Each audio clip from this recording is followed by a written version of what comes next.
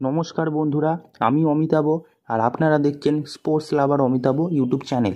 তো গাইজ, আজকের এই ভিডিওতে ইন্ডিয়ান ফুটবলের কিছু ট্রান্সফার রিলেটেড আলোচনা করব। মানে পরের সিজনে নতুন কি ট্রান্সফার আপডেট আসছে, কোন দলে কোন প্লেয়ার যাচ্ছে, এই নিয়ে এর আগেও ভিডিও করছি, আবার আজকেরও এইরকম নতুন ভিডিও হবে এবং নতুন কিছু ট্রান্সফার রিলেটেড আলোচনা করবো আজকের এই ভিডিওতে। তো ভিডিওটা ইন্টারেস্টিং হতে থাকবে এবং অনেক কিছু জানতে পারবে। তো দেখতে থাকো, একটু স্কিপ না করে পুরোটাই দেখার চেষ্টা করো।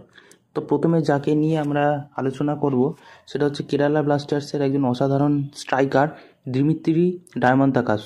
তো এই দিমিত্রি ডায়মন্তাকাস প্লেয়ারটাকে তো তোমরা সবাই চেনো, অসাধারণ একজন স্ট্রাইকার, কিন্তু হয়তো পরের সিজনে কেরালা ব্লাস্টার্সের জার্সিতে নাও খেলতে পারে, কারণ ইতিমধ্যে দুটো ক্লাব শুনেছি অফার করেছিল, মুম্বাই সিটি এফসি এবং ইস্টবেঙ্গল এফসি।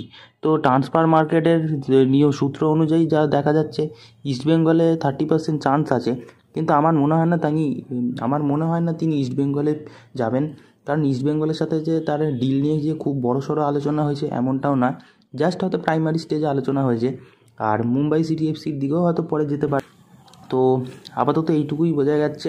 আর কেরালা ব্লাস্টার্সও তাকে রাখতে চেয়েছিল, কিন্তু শোনা গেছে তিনি হয়তো একটু বেশি স্যালারি চাইছেন, 3 কোটিরও বেশি, যেটার জন্য হয়তো কেরালা ব্লাস্টার আর এগোতে চায় না। আর মুম্বাইতে হয়তো তিনি যেতেও পারেন, কারণ ইতিমধ্যে আমরা জানতে পারছি মুম্বাই সিটি এফসি থেকে জর্জ পেরেইরা দিয়াজ এফসি গোয়ার দিকে চলে যাচ্ছে। তো সেই জন্য হয়তো মুম্বাই সিটি এফসি একটা ভালো স্ট্রাইকারের দরকার হতে পারে, তো তার জন্য হয়তো এই প্লেয়ারটিকে নিতেও পারে পরের সিজনে। নেক্সট যাকে নিয়ে কথা বলবো, মোহাম্মদ সানান। ইনি একজন 20 ইয়ার্সের ইয়ংগেস্ট বয়। এই ছেলেটার ওপর মোহনবাগান টার্গেট করতে চলেছে। জানি না মোহনবাগানে পরের সিজনে আসবে কি আসবে না। এই প্লেয়ারটি এখন বর্তমানে জামশেদপুর এফসির হয়ে খেলে। তো দেখা যাক পরের সিজনে মোহনবাগান নিয়ে আসতে পারে কি না। টার্গেট তো রেগেইছে মোহনবাগান, কারণ অলরেডি আমাদের মোহনবাগান থেকে পরের সিজনে কিয়ান নাসিরি চলে যাচ্ছে। কিয়ান নাসিরির মতো একজন ভালো ইয়ংগেস্ট প্লেয়ার আমাদের দল থেকে চলে যাচ্ছে। তো সেই অভাবটা কাটানোর জন্যই হয়তো মোহাম্মদ সানানের উপরে টার্গেট করছে। তো যদি ভালো কোনো অ্যাট্রাকটিভ অফার দিতে পারে, তাহলে মোহাম্মদ সানানও পরের সিজনে আমাদের মোহনবাগানে চলে আসতে পারে। নেক্সট যাকে নিয়ে কথা বলবো, গ্ল্যান মার্টিন, আমাদের মোহনবাগানের আরও একজন ডিফেন্সিভ মিডফিল্ডার।